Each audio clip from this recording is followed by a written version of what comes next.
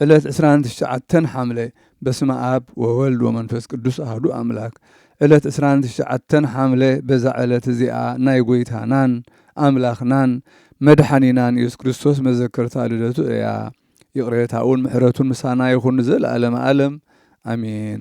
ሰላም ለልደቱ በአፈ ነቢያት ዘተዜነወ እንበለ ያርሁ ፍጹመ ድንግልና እሙ እጽወ እንዘይሰድድ ጽልመተ ወእንዘያቁር ሀወ ናሁ ተረክበ መድኃኒነ ውስተ ጎል ህልወ ወከመ ዝናም ከዊኖ ፍንወ። ሰላም ለልደቱ በአፍ ነቢያት ዝተዘንተወ ፍጹም ከይከፈተ ድንግልና ድዩ ዕጽወ ጸልማትና ሰጎጎ እናዝሓለ እሳት ሓዊ እነሆ ተረኽበ መድኃኒና ኣብ መብልዕ ማል ህልወ ከም ዝናሙን ኮይኑ ፍንወ። በዛ ዕለት እዚኣ ንቅዱስ ቶማስ ሐዋርያ ካብ ሃገር ሶርያ ናብ ሃገር ቁስጥንጥንያ ስጋኡ ማለት ሬሳኡ ዝገዓዘሉ እዩ። እዚ ከዓ ቆስጠንጢኖስ ንጉስ መፍቀሪ ክርስቶስ ዘግዓዞ እዩ። ጽብቕቲ ቤተ ክርስቲያን ሃነጸሉ በዛ ዕለት እዚኣ ቀዲሶም ስጋኡ ኣብኣ አንበርዎ። ካብኡ ከዓ ተኣምራትን መንክራትን ተራእዩ። እግዚአብሔር ብጸሎቱ ይምሓረና ንዘለዓለመ ዓለም አሜን።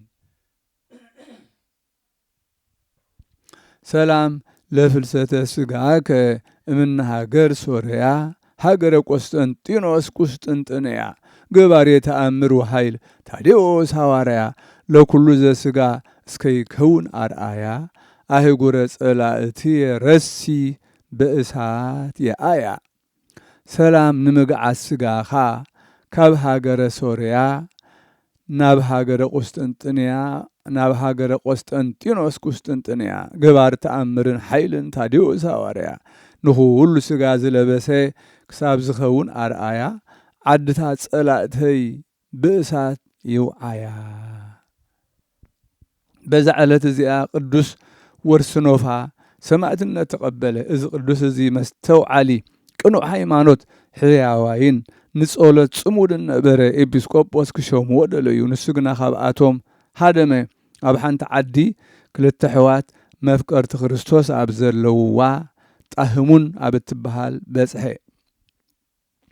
መልአክ እግዚአብሔር ተገልጸሉ ብጎይታና ኢየሱስ ክርስቶስ ክእመን ምስጋና ንዑ ይኹን ኣክሊል ሰማዕትነት ክቕበል ከኣዘዞ ካብ ድቃሱ ምስ ተበራበረ ነቶም ኣሕዋት ነገሮም ኩሎም ተሰማሚዖም ከዓ ናብ ገዛእ ኸዱ ብጎይታና ኢየሱስ ክርስቶስ ተኣመኑ ምስጋና ንዑ ይኹን።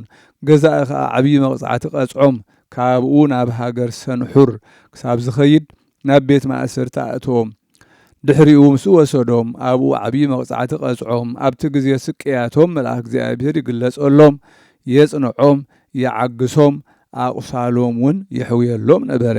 ብድሕሪ እዚ ናብ ሃገረ ጻ ወሰድዎም ኣብኡውን ቀጽዖም ንኹሎም ኣመንቲ ኣከቦም እሞ ብዛዕባ ኣምልኾ ጣዖታት ናይ ንጉስ መልእኽቲ አንበበሎም። እዚ ቅዱስ ወርስኖፋ ብድድ ኢሉ ነቲ ደብዳቤ ቀደዶ ገዛእ ከዓ መሊሱ ተቆጥዐ ሓዊ ኣጉዶም ኣብኡ ከእትውዎ ኣዘዘ። ከምቲ ዝኣዘዞ ድማ ገበርዎ። ሰማዕትነቱ ኣብ እቶን እሳት ፈጸመ። ነቶም ምስኡ ዝነበሩ ክልተ ሕዋት ከዓ ኣራእሶም ብሰይፊ ቆረጽዎም።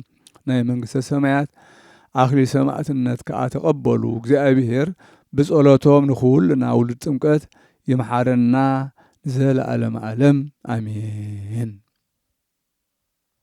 ሰላም ለወርስኖፋ እንተ ጐየ እምሃገሩ በጸሊአ ዓለም ወክብሩ ማህበረ እኩያን ሰብእችያሁ ውስተ ውሳጤ ነድ ወገሩ ወክልኤቱ ኣሃው ሰማዕታተ ክርስቶስ ማህበሩ ክሳውዲሆሙ በመጥባሕቲ ተመትሩ። ሰላም ንወርስኖፋ ዝሃደመ ካብ ሃገሩ ብምጽላዕ ዓለም ምስ ክብሩ ክፉኣት ማሕበር ንዕኡ ኣብ ውሽጢ ሓዊ ወገሩ ክልተ ሰብኡትን ሰማዕታት ክርስቶስ ማሕበሩ ክሳውዶም ብኻራ ተመትሩ።